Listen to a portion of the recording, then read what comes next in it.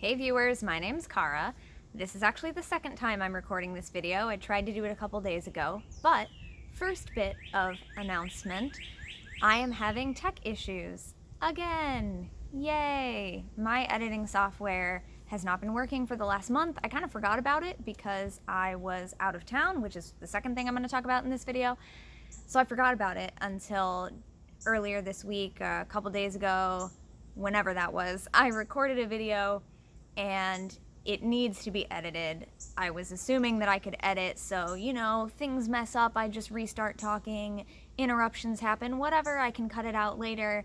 And then I went to edit it, and my editing software still isn't working. I had forgotten. I thought it was just a temporary issue, but it is still an issue. I think I know what the problem is. I think it's an operating system thing, but I am also having trouble getting the upgrade to install, so I'm just having tech issues all over the place right now. Cannot edit that video, and I do not want to post it as is because it definitely needs a bit of editing, and YouTube has a little bit of an editor, but it's very basic and it's difficult to get things quite right, and then it also takes hours to update those edits before they actually go live. So I thought it was better to just re-record this video, even though initially I did not want to do that. I'm just going to re-record something a little bit different. So that's the first update for you. My editing software is on the fritz again, and therefore the only videos I will be posting in the near future will be unedited one takes, which is also why I'm outside a little earlier in the day than usual while it appears to be quiet. So here's hoping for the next 10 minutes or so it remains that way. So the main thing I wanted to talk about is just letting you know I was out of town for a while this month. That's partly why my posting schedule has been even more off than usual. I was attending witch camp, my second ever in-person witch camp. This one was at a different camp than the first one I attended back in 2015, but there is a playlist of videos on my channel about the first one that I went to, a little bit about my experience, some of the things that I learned at that camp. And this time, I probably will still come up with a couple of videos to do as public channel videos about my experience or about things that I learned in conjunction with being at that camp, or just about camps in general. But I am going to be doing more over on my Patreon. So I wanted to let you know, if you're already part of my Patreon, go and check out one of my recent posts there was announcing that I was back from camp and asking what you would like to know more about. I've already gotten a couple of suggestions there from folks on my Patreon who would be curious to hear a couple of things about my camp experience.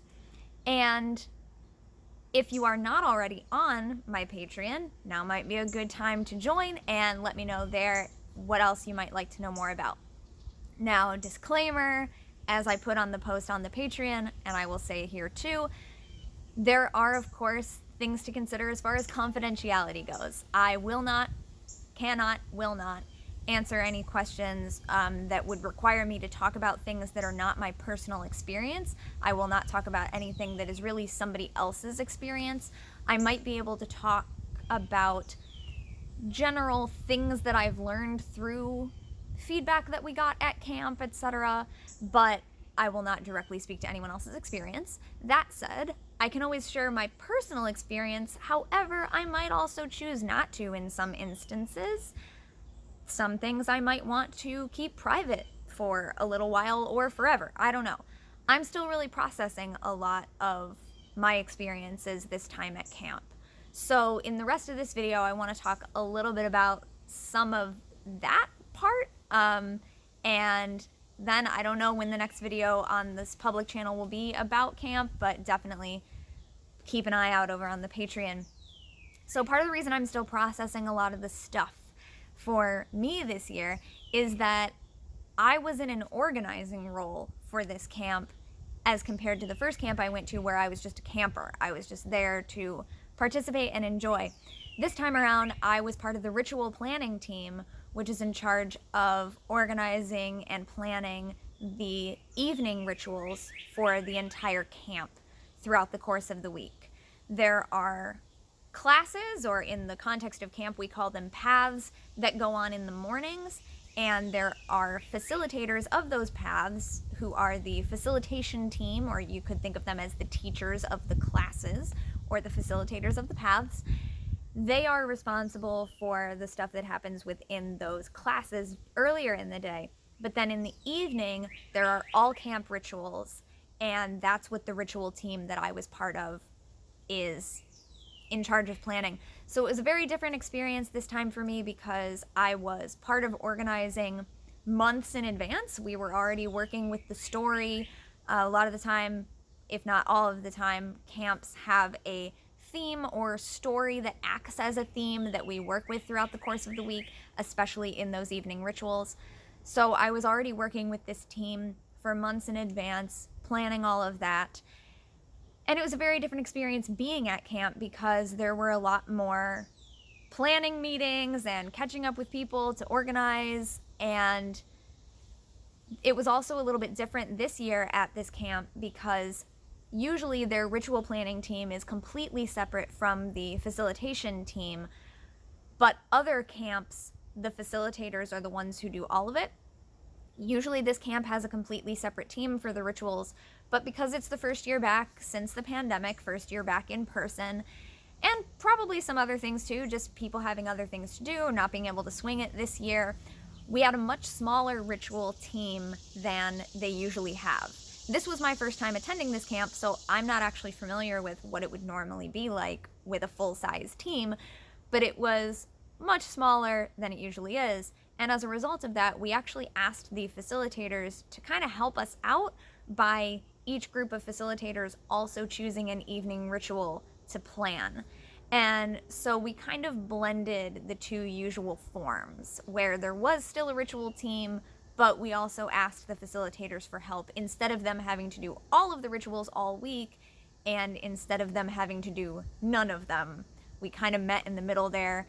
And we were very grateful to have that help. And even with that, there is so much more that needed to be done on a day-to-day basis. I really learned a lot throughout that week. And I've given myself some time before even deciding to record this video, or that video, the first video that I recorded a few days ago, because since I was fulfilling a different role at camp, I was always in these meetings and organizing and making sure things were happening. Definitely feel like I was using my stage management skills, okay? Some of you might not know I have a theater degree, and I had been acting, directing, and stage managing in community theater in my local area for years. I haven't done that since before the pandemic, but I definitely use my theatrical skills all of the time at work at the museum, giving tours, answering people's questions, telling stories, but also I very much felt like I was using them at camp, particularly my stage management skills, organizing, turning lights on and off at just the right moment, and all of that kind of thing. So because I was doing all of that, I really noticed that for me, there is more work to be done in developing my skills of being a ritualist, one of the people actually doing a ritual, having a role in making the ritual happen, or priestessing a ritual. These are different terminology we might use. Between that and just being a participant in the ritual, I still have more work to do with practicing being in those organizing roles and still having my own experience while holding that space and helping to create that container for other people to have their personal experiences. Because what I noticed throughout the week was that I was really in that holding and creating the container mode, and I really wasn't using the other sort of part of my priestess mind to have my own experience. So a lot of the time when the ritual was over and, you know, the circle would be open and things are done, that's when all of my personal work would hit me after the actual ritual, when my organizing part of my brain said, oh, okay, our organizing role is done, now you can deal with all your personal stuff, instead of actually having that be during the ritual while everybody else was working on it. So that's a thing that I noticed happening a couple of times. There was a little bit of time for me to process on my own. Sometimes I stepped away and kind of did my own thing. And there were also opportunities to process with the other people on the ritual team.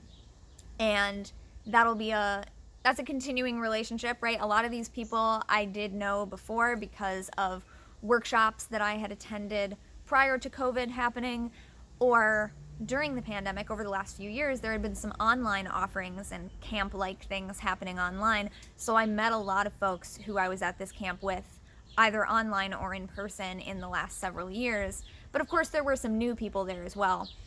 But for the ritual team, we actually have another sort of post-camp catch-up session scheduled coming up soon here, so we'll continue being able to talk to each other about our experiences. But it was good being able to have that group while we were there too, to really talk about the kind of stuff that was coming up for us because of the role that we were in and because of the tasks that we had to accomplish, and the meetings and the running around and the talking to people and the giving feedback and the getting feedback. So it was a little bit of that got to happen during camp, but a lot of it still is happening now after the fact for me. So I don't yet know what else I'm going to share here publicly, but I definitely am going to do some more videos on the Patreon talking about whatever I can and am willing to share that folks want to know about. So I know I'm going to be talking more about the differences for me between that original camper experience and this time being part of the ritual team. I've also talked a bit more about the ritual team already on my Patreon. I did a video before I went to camp about what that process had been like before going, so maybe I can do an update now, like after camp, after having actually done the experience. And I've also gotten at least one other idea for something else, another topic that someone would like me to speak to about being a ritualist, going to witch camp, etc. So feel free to head over to the Patreon, join there, or check out that post if you're already on the Patreon and you just haven't seen it yet, to let me know what you'd like to hear more about, and I will determine whether or not I can actually speak to that. And until then, I will see you all next time. Don't forget to be awesome, blessed be, and goodbye. And thank you for watching.